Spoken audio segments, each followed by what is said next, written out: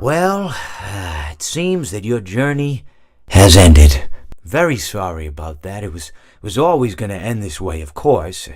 If it weren't by me, it would have just been by some other. You terrible thing. You could not imagine how terrible it would be.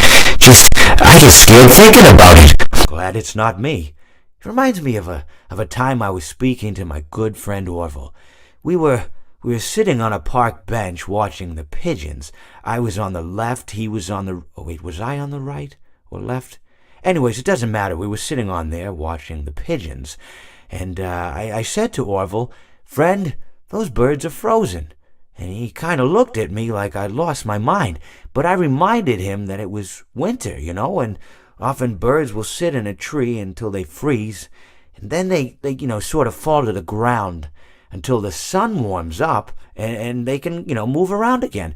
So I said to Orvill, "You might as well save those breadcrumbs until the birds thaw, because they can't very well enjoy them in the condition they're in." To which he asked what I meant, and asking what condition the crumbs should be in before he threw them to the birds, assuming that I meant the birds couldn't enjoy the breadcrumbs in the condition that the crumbs were in, when in fact I had meant the birds could not enjoy them in the condition that the birds were in, considering that the birds were frozen.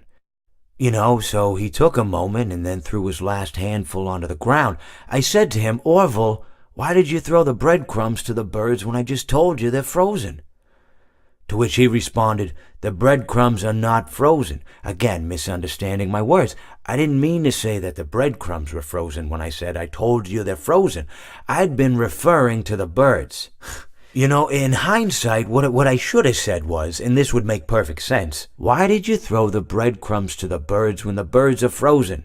He misunderstood upon my correction, stating that he didn't know what else to do with the breadcrumbs, and that perhaps, when the birds thawed, they'd still be able to eat the crumbs. So I said to Orvill, and this is what I said to him, I said, "Orvill, the birds may be dead,